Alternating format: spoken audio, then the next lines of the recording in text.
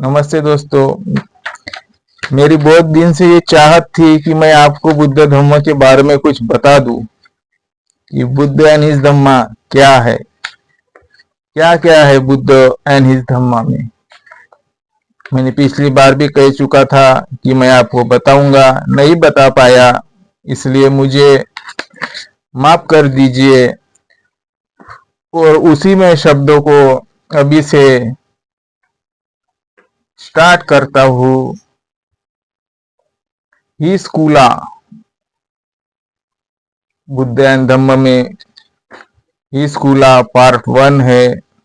Book पहली है from birth to परिवराजा, उनके जन्म से लेके उनका परिवराजा मतलब वो जब भिंकू बने तब।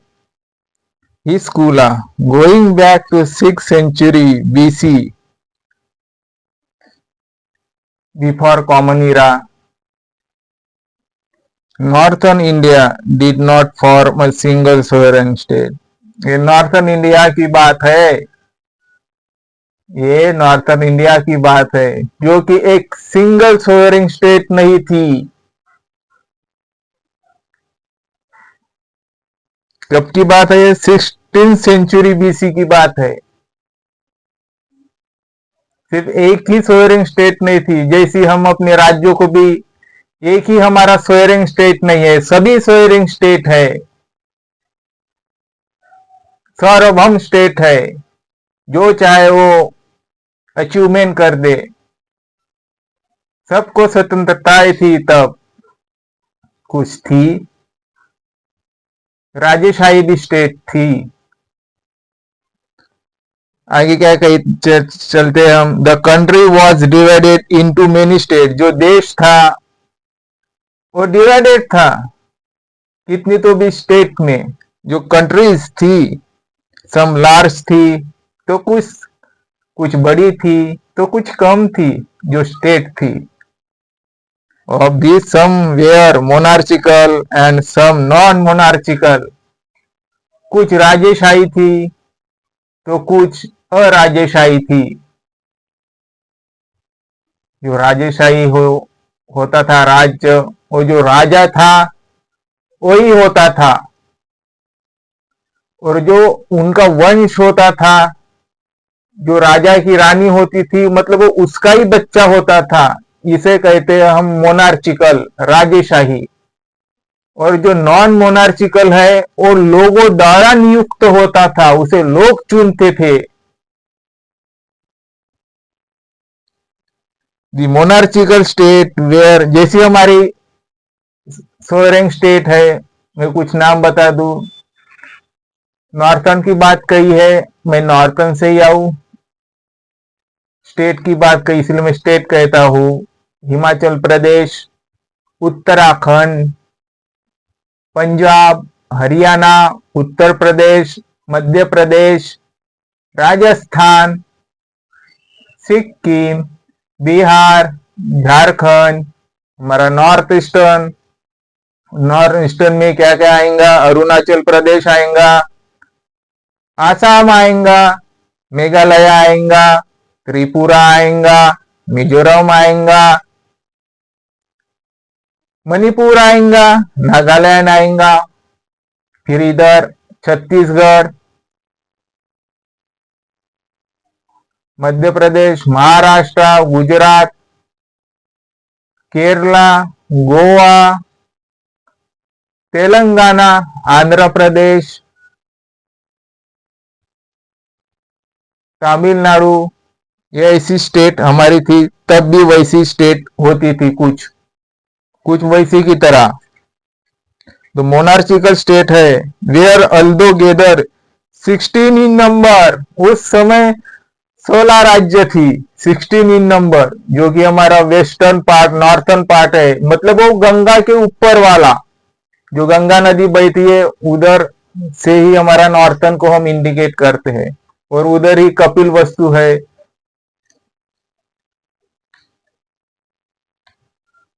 Non monarchical state they were known by the name, और उनका नाम है बहुत सारा, जो 16 राज्य है।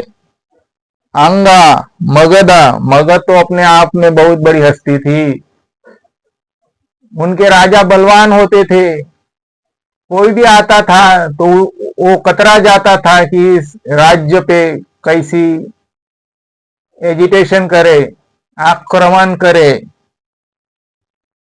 काशी, कोसला, वृज्जी, माल्ला, चेड्डी, वात्सा, कुरु, पंचला, मत्स्या, सौरसेना, अस्माका, अवंती, गंधरा एंड कंबोजा, ये राजेशाही स्टेट थी। और यहाँ पे एक राज्य दिखा दिया हमें, अवंती।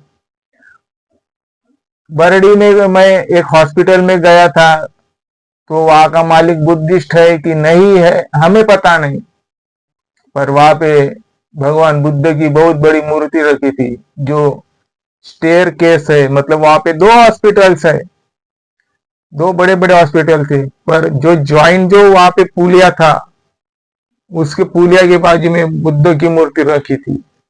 मैं इसीलिए कह रहा हूँ ये बात कि मतलब धर्म की वजह से नहीं कह रहा हूँ, ये एक अच्छी सोच की वजह से कह रहा हूँ। जो व्यू ऑफ पॉइंट है, नैसर्गिक और फर्स्ट फिलोसोफर है ह्यूमैनिटी के, साइंस के। और फिर आते हैं हम नॉन मोनार्चिकल स्टेट, मतलब ये नॉन मोनार्चिकल स्टेट है तो सोवरेन स्टेट है ये। स्टेट वेयर दो बहुत सारे है, वेयर तो ऑफ दी साख्यास, और ये साख्यास थे। शुद्धोधना पहले जयसेना है, जो राजा थे, उन्हें एक पुत्र था और उनका नाम सिंहायु था। और सिंहायु को 5 लड़के थे, और वो 5 लड़कों में से जो शुद्धोधना थे वो सबसे बड़े थे, और भगवान बुद्ध के पिताजी का ही नाम शुद्धोधना था। फिर आते हैं आगे और चलते हैं, ऑफ कपिला वस्तु। ये कपिला वस्तु है नेपाल के पास। हमारा उत्तर प्रदेश अपने आप में सचमुच अनोखी देन है, पर वहां पर कुछ गतिविधियां हो रही है। शाही जामा मस्जिद, वो एक अपने आप में दर्दनीय सच में घटना, ऐसी उत्तर प्रदेश में नॉर्थर्न में नहीं ही होनी चाहिए। फिर आता है Kapila Vastu, the Mallas of Pava and Kushinara, the Licchavis of Vaishali, the Videhas of Mithila, the Koliyas of Ramagama, the Bulis of Allakappa, the Kalingas of Risaputta. Kalingas का नाम तो हमने अशोक के स्क्रिप्ट से भी बता दे चुके हैं। जो सेकंड धम्म चक्र मतलब ये कराया था, घुमा दिया था धम्म चक्र, वो अशोक जी ही है। जो भारत में और भारत के बाहर भी 84,000 बुद्ध स्तूप बनवाए थे बड़े बड़े। कहा गए बुद्ध स्तूप बड़े बड़े? मैंने साकेत की भी जो एग्जाम्पल दी थी वही है वो अभी का राम मंदिर, वो उसके नीचे साकेत नगरी थी और वो बुद्ध से रिलेटेड थी। ऐसी बहुत सारे है, कोई कहता है तिरुपति का, विठल का, कोई बात नहीं, अभी है वो हिंदूस के है और हिंदूस को भी रहे। क्यों टेम्पल से कोई बुद्धिस्ट नहीं होता, दिलों से बुद्धिस्ट होता है। और बाबा साहब ने यही कहा था कि मैं भारत को बौद्धमय बनाऊंगा, मतलब जितने भी रिलीजियस है वो बुद्ध में कन्वर्ट हो जाए, ऐसी बात नहीं थी। तो दिलों से उनको कन्वर्ट करना चाहते थे।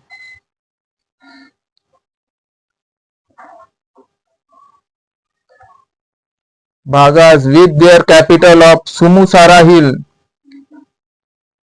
हिल की बात कहिए, टेकरी की बात कहिए। हमें पता है हिल में जाते हैं तो हम कैसा महसूस करते हैं, शांत, पक्षियों की आवाज, पानी की आवाज, निसर्गमय दृश्यमय, ऐसी बात हमें दिखती है।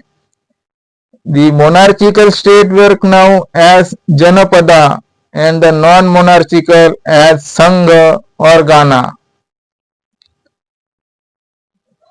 जो राजेशाही स्टेट थी उनको हम जनपद कहते हैं, और जो नॉन मोनार्चिकल स्टेट है संघ कहते हैं, इसीलिए बाबा साहब ने संघ शब्द गाड़ दिया संविधान में, देश में संघ शब्द गाड़ दिया, क्योंकि ये हमारा देश यूनियन है,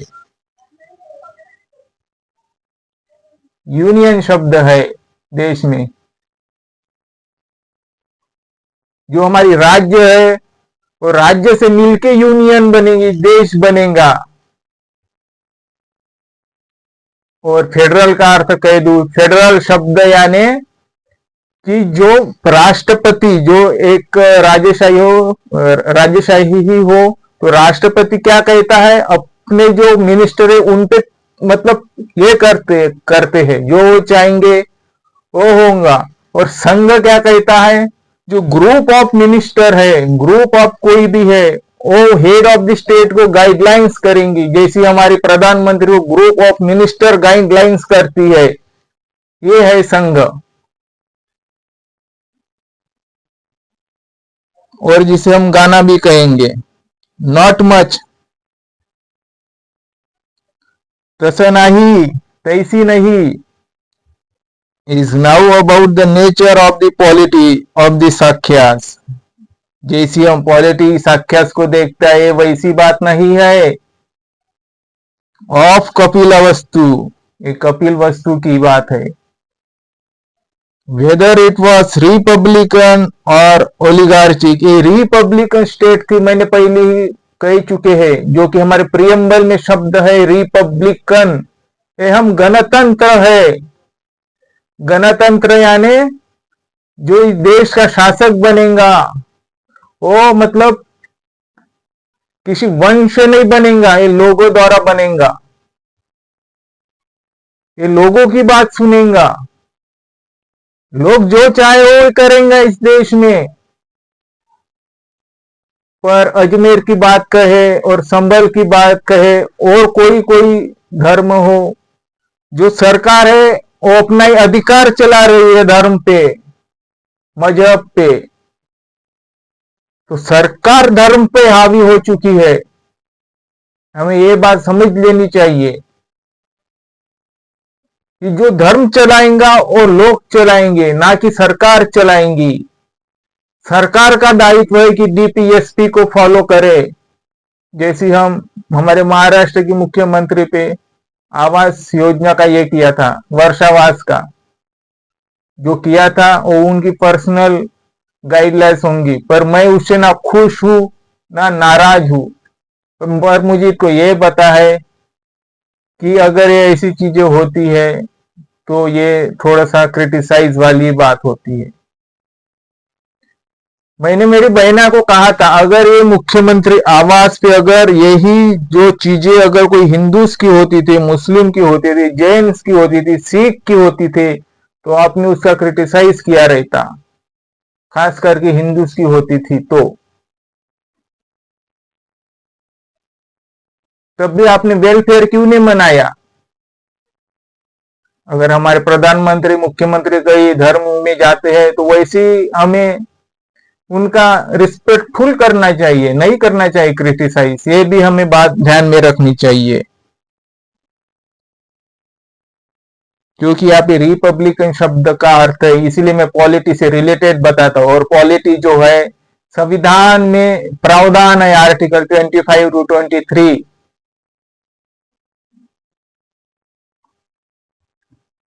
दिस मच, तसंच है, तैसी ही है। However, अतिरिक्त is definitely know that there were many ruling families, और यहाँ पे बहुत सारी रूलिंग फैमिलीज आती थी in the republic of the Sakyas, and that they rule in turns. जो साख्यास से बहुत सारी रॉयल फैमिली आती थी, जो कि वो साख्यात संघ को डिफाइन करती थी कि हमारी स्टेट ऐसी हो, हमारी स्टेट ऐसी हो, लोग उन्हें बताते थे। यही बात यूनियन की है। यूनियन फेडरल शब्द में अर्थ समझ ले, यूनियन का अर्थ होता है सभी की बातों से व्यू ऑफ पॉइंट निकल के जो लीडर है, जो देश चलाता है, उसको सहाय्य होंगी, ना कि जो लीडर है वो ग्रुप ऑफ कम्युनिटीज को गाइडलाइंस करे।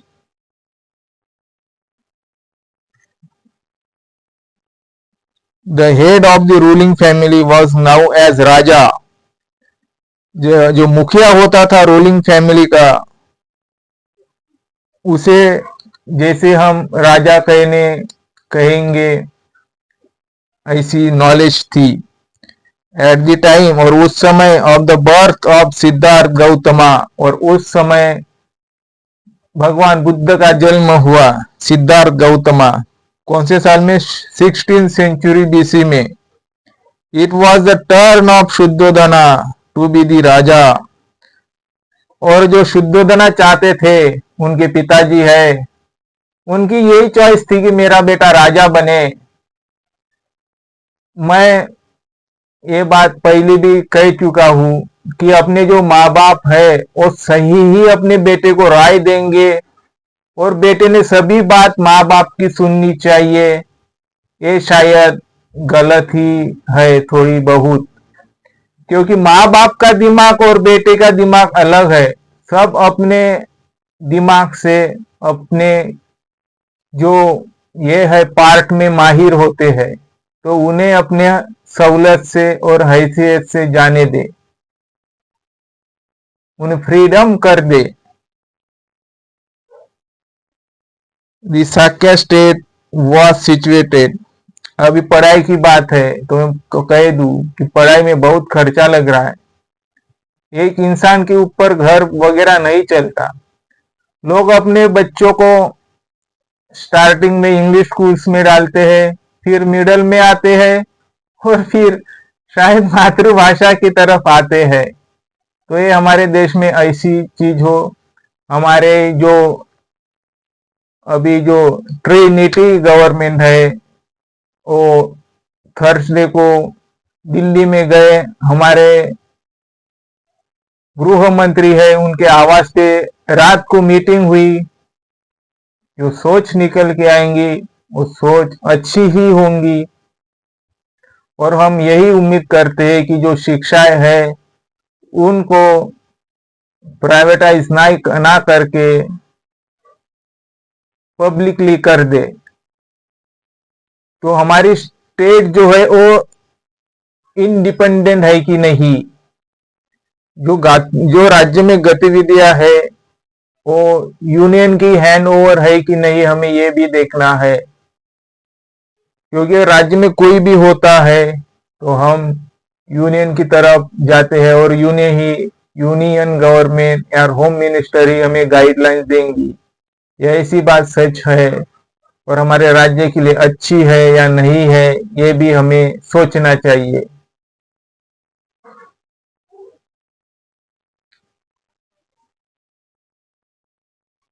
The Sakya state was situated in the northeast corner of India।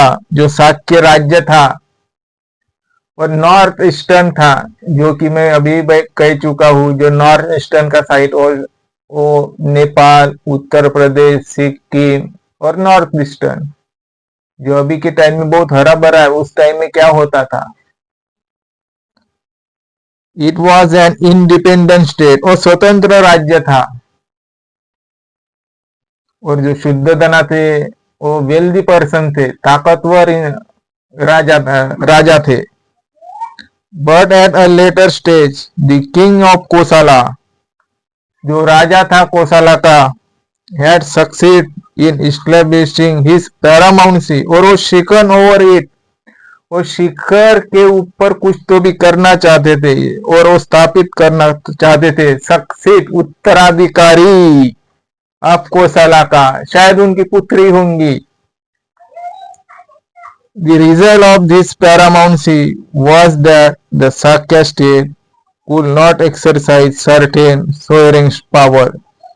तो जो साक्या स्टेट था उसमें सार्वभौम powers without the sanction of the king of Kosala. जो कोसला का राज्य था, वहां के राजा थे, उसमें सोवरिंग पावर थी और उनके बगैर वो सोअरिंग पावर नहीं भी थी। Of the kingdom then the existence, Kosala was a powerful kingdom. वो बहुत पावरफुल किंगडम था, राजघराना था। So was the kingdom of Magadha. Magadha भी था। मगध तो अपने आप में बहुत ही बड़ी शख्सियत था हमारा राज्य मगध, जब हम उसको बिहार भी कहते थे अभी Bihar. Pasenadi king of Kosala and Bimbisara king of Magadha. वहां पे बिम्बिसारा थे किंग ऑफ मगधा, जो अभी बिहार है। Were the contemporaries of Siddhartha Gautama. कौन कौन? पसेंदी, बिम्बिसारा, एक सिद्धार्थ गौतमा के काल में कंटेम्पररीज थे, समकालीन थे। जो बच्चे पढ़ाई करते हैं कॉम्पिटिटिव की, कोई भी एग्जाम रहे, उसमें ये प्रश्न पूछा जाता है और आ भी चुका है कई बार। जो सिद्धार्थ गौतमा है वो कौन कौन से के साथ कंटेम्पररीज थे और कौन कौन के कंटेम्पररी के साथ समकालीन नहीं थे, ये बात परीक्षा में कई बार प्रश्न आ चुका है। तो आज के लिए ये पहला हो गया है। हिज कुला, उनका कुल क्या था, कल हम बात करेंगे। हिज एंसेस्ट्री और हिज बर्थ, दोनों के ऊपर हम चर्चा करेंगे।